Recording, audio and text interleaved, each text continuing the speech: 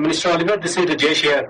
Thank you very much for giving us opportunity to talk about this Canada-India Nuclear Cooperation Agreement. So tell us something about this agreement, what exactly this agreement is. Moved ahead when Prime Minister Stephen Harper and Indian Prime Minister Manmohan Singh back in November of 2012 announced the conclusion of the negotiations on the nuclear agreement, and then we moved ahead last year and signed some appropriate arrangements to move it forward. This very week, after my meeting with the Indian Foreign Minister Salman Khurshid, we received a diplomatic note from India, and that finalized the deal. So right now it's in place, and the trade can get started. Very broadly, I would say this is a very positive development for our two countries. It's good for Canada, it's good for India, and it's good for the long-term strategic relationship which we have together, and which the two prime ministers have said they want to see built up in a very significant way over the next 5 and 10 years, to diversify its sources of energy supply. And so this nuclear agreement is consistent with that, and what it essentially does is permit Canadian companies to export and import controlled nuclear materials, equipment, and technology to and from India, subject to the standards of the International Atomic Energy Agency. So that's very good cooperation agreement, because I know from last few years Canadian government and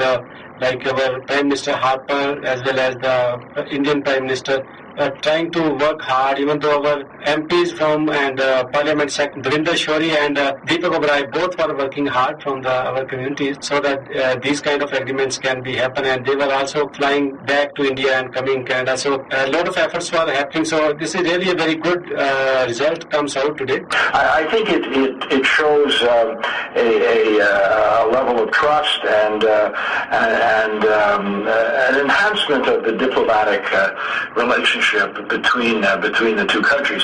In the nuclear area, I mean, there are, of course, significant employment opportunities. We have some 30,000 people in Canada operating in the area, broadly speaking.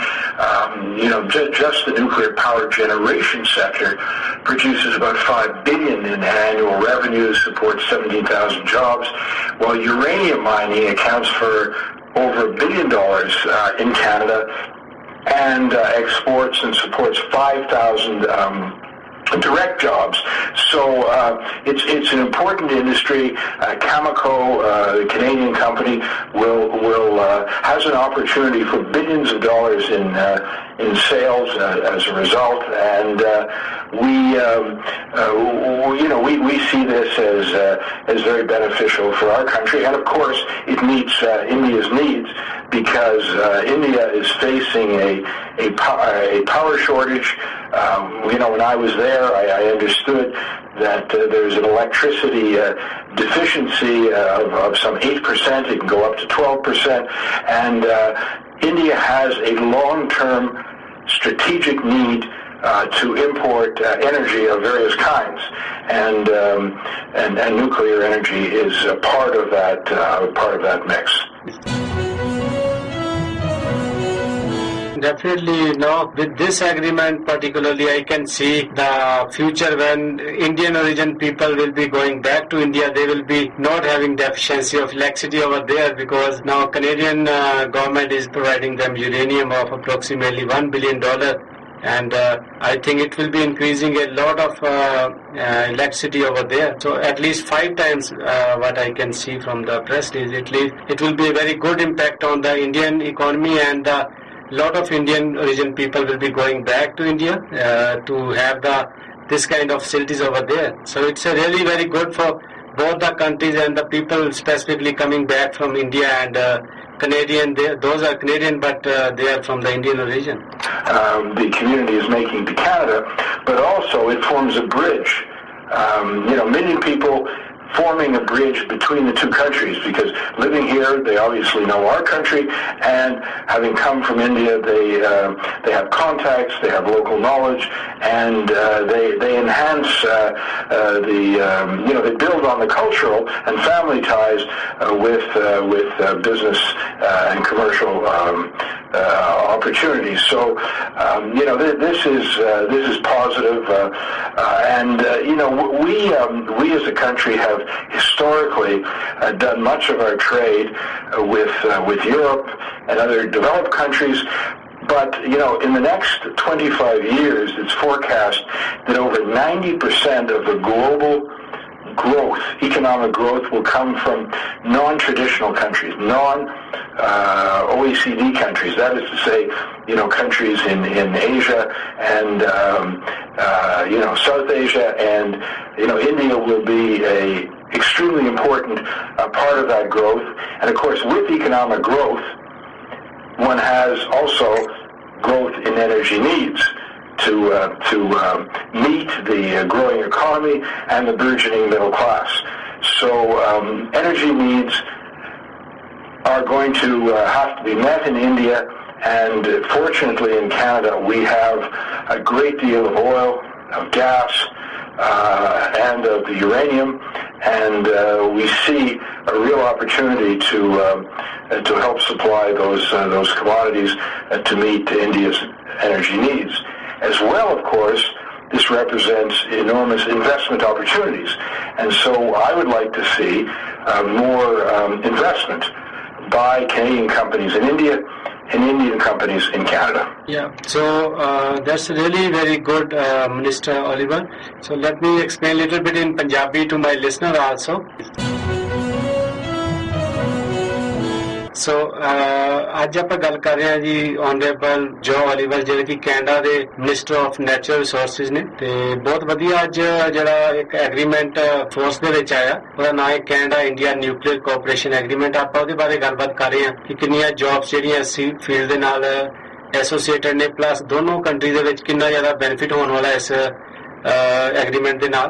ਸੋ ਉਹਦੇ ਉੱਤੇ ਗੱਲਾਂ ਪਤਾ ਚੱਲ ਰਹੀਆਂ ਨੇ, ਤੇ minister Oliver ਜਿਹੜੇ ਨੇ ਕਾਫੀ ਡਿਟੇਲ ਦੇ ਵਿੱਚ ਦੱਸ ਰਹੇ ਨੇ ਸਾਨੂੰ ਵੀ ਕਿਸ ਤਰੀਕੇ ਨਾਲ ਇਹ ਜਿਹੜੀਆਂ ਚੀਜ਼ਾਂ ਨੇ ਆਉਣ ਵਾਲੇ ਟਾਈਮ ਦੇ ਵਿੱਚ ਇੰਡੀਆ ਤੋਂ ਆਪਾਂ ਜਿਹੜਾ ਕੋਆਪਰੇਸ਼ਨ ਐਗਰੀਮੈਂਟ ਹੈ ਉਹਦੇ ਨਾਲ ਦੋਨਾਂ ਕੰਟਰੀਜ਼ ਨੂੰ ਕਿੰਨੇ ਬਿਲੀਅਨ ਡਾਲਰ ਦਾ ਫਾਇਦਾ ਹੋਣ ਵਾਲਾ। ਸੋ ਇਹਦੇ ਬਾਰੇ ਗੱਲਾਂ ਬਾਤਾਂ ਕੀਤੀਆਂ ਜਿਹੜੀਆਂ ਜੌਬਸ ਦੇ ਬਾਰੇ ਕੀਤੀ ਜਾ ਰਹੀ ਗੱਲ। ਸੋ ਮੈਂ ਹੁਣ ਪੁੱਛਾਂਗਾ ਇਹਨਾਂ ਨੂੰ ਕਿ ਵੀ ਹੋਰ, ਕਿਉਂਕਿ ਇਹ ਕੈਨੇਡਾ ਦੇ ਨੈਚੁਰਲ ਰਿਸੋਰਸ ਮਿਨਿਸਟਰ ਨੇ। Minister Oliver, as you are Canada's Minister of Natural Resources, so what next step you are taking, where you are finding the more more areas where you think Canadian natural resources we can sell and we can generate more business beside the India and other countries, Asian countries? One of the newer markets that we need to develop is liquefied natural gas. We have about 200 years supply of gas in this country, far more obviously than we need. So there is an opportunity to liquefy the natural gas and ship it by tanker to Asia from the west coast. But we're also building pipelines, or looking at building pipelines to move our oil and our gas from the East Coast, and as you know, the East Coast of Canada to India than the West Coast, and in fact closer than any part of North America to India. So that's a real opportunity. We're also, you mentioned other markets. We'll have an opportunity to export our oil to Europe, which is something that we have not been doing. But the whole nature of the global energy market is changing, because there have been vast amounts of non-conventional oil and gas discovered around the world, and this means there'll be more energy available. And affordable energy is absolutely critical to bring countries out of poverty. And it also means, because it's more widespread, that there'll be less concentration and less opportunity for cartels to manipulate prices. So this is good for both the countries in which the resources are found and for countries that need to buy the resources. I think it will be very good for Canadian government and Canadian people also, because we will be generating a lot of business from the other countries where we have not find any market so far. So you are working very hard, because I can see most of the times whatever new things your ministry do, your office do. So I keep up, you guys keep updating me with the information, and we feel very good, like so many good things are happening in the field of natural resources. You know, Canada is blessed with enormous natural resources. We have to develop them responsibly. It has to be done safely for the environment and for Canadians. But there's an opportunity in this country for prosperity and security for many generations. Thank you very much, Minister, once again. And if you have anything else you want to share before you go, I know it's very late over there. No, just to say I'm delighted to speak to your listeners, and you know, when new developments occur, I'd be very happy to come on your show again. Okay, thank you very much and good night. So ਇਹ ਸੀਗੇ ਜੀ minister Oliver, ਜਿਹੜੇ ਕਿ ਸਾਡੇ ਨਾਲ line ਤੇ ਸੀਗੇ, natural resource ਦੇ ਮਿਨਿਸਟਰ ਨੇ ਕੈਨੇਡਾ ਦੇ। ਤੇ ਬਹੁਤ ਵਧੀਆ ਇੱਕ ਅੱਜ ਉਪਲਬਧੀ ਜਿਹੜੀ ਇਹ ਪ੍ਰੋਸੈਸ ਤੇ ਪਹਿਲਾਂ ਵੀ ਚੱਲ ਰਹੀ ਸੀ, ਪਰ ਅੱਜ ਫਾਈਨਲੀ ਜਿਹਨੂੰ ਕਹਿੰਦੇ Canada India nuclear cooperation agreement ਜਿਹੜਾ ਉਹ ਫਾਈਨਲਾਈਜ਼ ਹੋ ਗਿਆ।